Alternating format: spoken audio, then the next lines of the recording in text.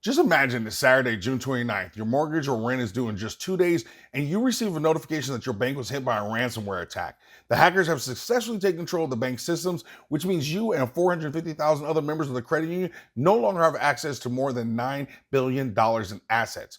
Unfortunately, what I just described was not an imagined situation for Patelco, a California-based credit union. Of course, this is on the heels of another unrelated banking crisis involved B.O.B Bank. This time, the disruption was caused by a dispute between fintech middleman Synapse and Tennessee-based Evolve Bank and Trust.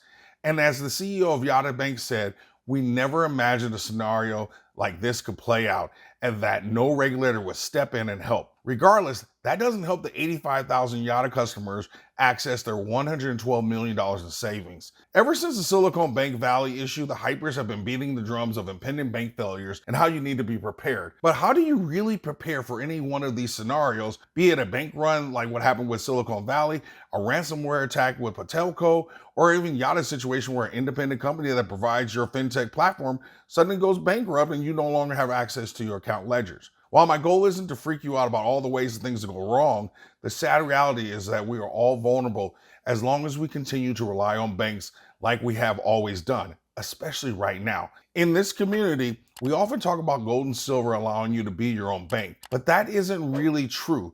It's more like they are insurance in case something goes wrong with your bank. Today, I'm going to pull back the curtain and take you through a step-by-step process of how I have and how I actually have my loved ones set up their financial lives so they can actually be their own bank. This is not financial advice. You need to do what's right for you, not what's right for me. Also, in full disclosure, when I originally started down this path, my goal wasn't to actually be my own bank. It was about protecting my assets and make sure I had maximum flexibility. And it kind of turned into being my own bank. And dare I say, I also wanted to have some funds off the radar. Regardless of this approach of mine, it has evolved over the years depending on what's going on in the world. So before we get into the specific steps, there is one huge shift that needs to happen within you, and that is you must start to see yourself as the CEO of You Incorporated. And you must begin running your financial life like a corporation and not like a mom and pop corner store. Whether you want the role or not, you're the CEO, fully responsible for your financial well-being. This means that every dollar that comes into your possession is an official employee of You Incorporated. Your employees can only do one of three things for You Incorporated. One, be spent to make someone else's business wealthy. Two, be used to get you out of debt. Three, which is my favorite role, get out and go get you more employees, aka make you more money. As the CEO of You Incorporated, you get to choose what your employees do. Now let's go through the steps of setting up the Bank of You and running You Incorporated.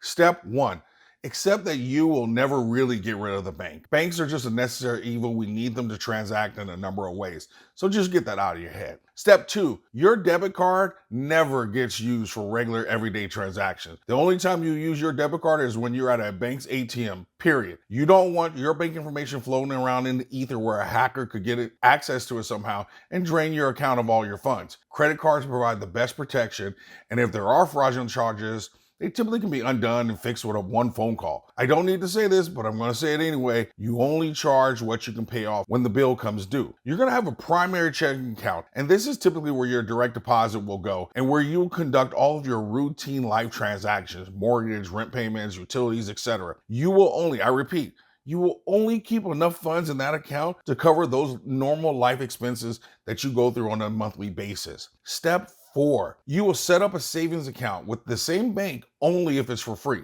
and does not require a minimum balance. This is because most of the time you're going to keep it as close to zero as possible, but no more than having $500 or so in that account. The reason you want the savings account is so you can easily move money from your checking account into your savings, because you're going to start practicing what I call the clean sweep method to budgeting. At the end of the month, any money you have left over will be swept into that savings account and away from you. We all know that our human nature is to spend what we have, so we don't want your checking account to have any extra money just sloshing around. Also, as you want to siphon off money throughout the month, this is a great way to do it where you can move it from your checking right into your savings and it's almost instant. Let's say you have an electric bill and your bill's $100 lower this month. Once you pay that bill and you have that $100 in savings, you can just simply move the savings into your savings account and getting the money away from you. And that's a great practice. Step five, you're going to establish an at-home old crap fund. As you can see here, I have an old crap fund in one of my old passports, and I didn't develop it overnight. It took time. It started with me taking an extra $20 or $40, even $100 out of as cash whenever I went to the grocery store or something like that. And I would take the money out and put $100 between each page of the passport. And when I filled the passport, I then went to making it $500 between each page. You never know when stuff can hit the fan, and you need to have cash at home in your possession. Your bank doesn't have to fail. Let's just say ATMs or point of sale systems go down. Having cash on hand could be a lifesaver. Step number 6, you're going to set up a high yield savings account that is not with your same bank as your checking or savings. Using a different bank was critical to me because if there was an issue with bank XYZ, I still had access to bank 123. First and foremost, when your paycheck hits your checking account, you're going to set it up so that 10% is redirected into this specific high yield savings account. As we've learned from the richest man in Babylon, you pay yourself first and live off the rest. And so in some ways, this high yield savings account actually becomes a complex hub for all of your investment or your wealth funds. And let me explain. We all need at least a minimum of 3 to 6 months of liquidity for emergencies, but that's going to look different for each of us. So that's where step number 7 comes in. You got to determine your 3 to 6 month liquidity mix. This can become a little challenging because of the number of ways that this can be done. In general, in a high interest rate environment like we are now, I tend to keep more funds in my high yield savings account because it's paying around 5%. I know I'm still losing to inflation, but that has to be seen like an insurance premium that I pay for the sake of being covered in case of an emergency. This may mean that your split might be 50% cash, 30% in metals, and 20% in some type of T-bill or CD. The 50% in cash doesn't have to stay in that account. You can have some in a brokerage account, like a money market fund or whatever. I know some of you are probably still stuck on this 20% in T-bills or CDs. And I know it sounds crazy, but just hear me out. Because we have an inverted yield curve, the short-term rates are paying better than long-term rates. But that's not always the case. Once we leave this clown world, we need to access longer duration T-bills or CDs in order to get those higher rates of return.